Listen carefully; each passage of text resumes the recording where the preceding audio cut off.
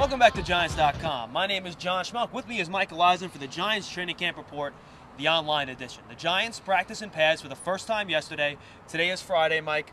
Talk about how it changes things in training camp once the guys get into pads. Well, it really ramps up the intensity. You heard the slap of the pads, the crack of the helmets. I think everyone, if you're a football player, you like the physical aspect of the game, and that's what you had for the first time yesterday. I think more specifically, it was the first time in almost a year that Osi Umenyiora was in pads.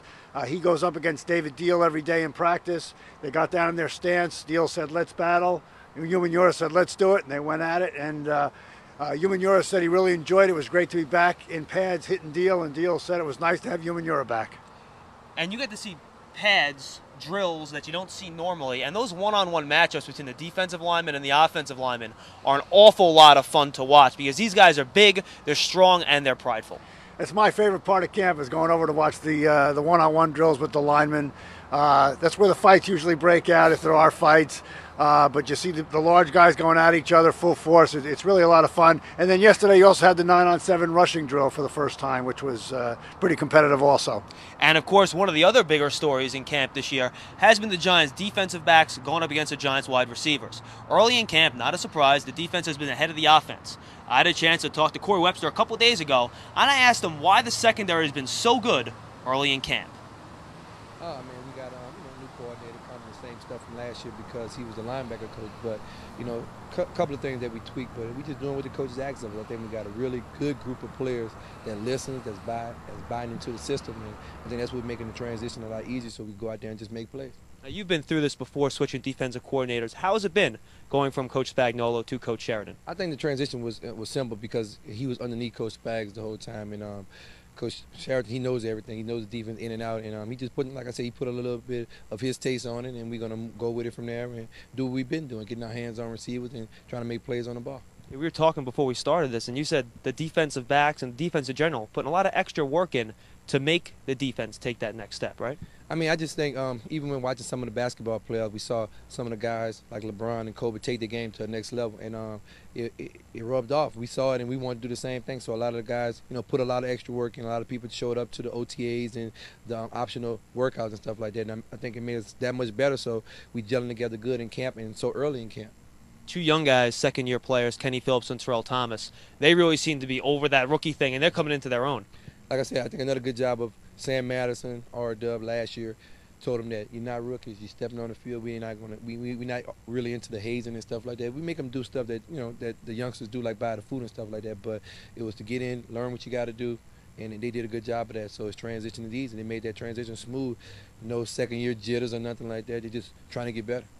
And are you taking on that role of Sam Madison and R.W. McQuarters, being that veteran, taking that leadership responsibility in the secondary with the corners? Well, I'm the oldest guy back there, so I feel, and I've been here in the system 5 years, longer than anybody in the secondary. So I kind of take it upon myself to, to be the leader, to be vocal, and I think the players look for me to do that. So I would never want to let nobody down. We're here to, support and be here for each other, so everybody's leaning on each other. So I want to hold up my end of the bargain. So I am trying to do a good job of taking on that Sam Madison R-Dub role, being vocal, being a leader, doing what I'm supposed to, all the time. And Corey Webster isn't alone in the secondary. The guy playing across from him, Aaron Ross, is also going to help pitch in on the leadership end.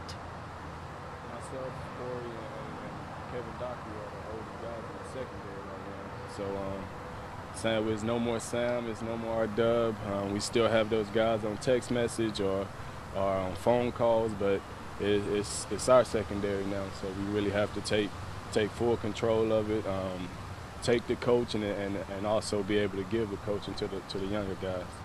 And Mike, these guys really have to fill a void left by Sam Madison and R.W. McQuarters, and it's strange not having those guys here at camp. It really is, especially Sam, because he was such a ubiquitous figure. He was always talking, always chatting with everybody. I don't think so much on the field their loss going to be felt, not to demean them in any way, but they didn't play big roles last year, but they played huge roles leadership-wise.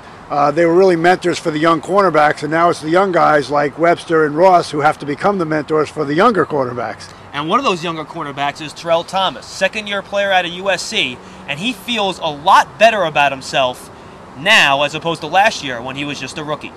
Obviously, you feel more comfortable going into your second year. got a whole year in the defense underneath my belt, so there's no more excuses, not knowing what you got to do. I mean, I feel really comfortable with the defense now, just going out there and making plays. And not only Terrell Thomas, Mike, but Kenny Phillips, another second-year guy. Both have looked phenomenal in practice so far. Yeah, both have looked very good. It's a little different for Kenny Phillips because he is a starter now, unlike Terrell Thomas. But you can't go more than, 5-10 minutes in a practice without hearing, good job, Kenny. Attaboy, Kenny. Nice play, Kenny.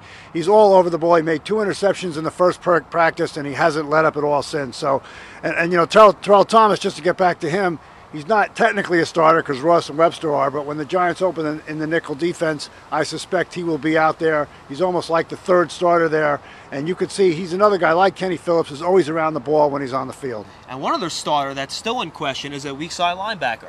Michael Boley is hurt. He's also suspended for the first game of the year, so somebody's going to have to step up and play that weak side linebacker position.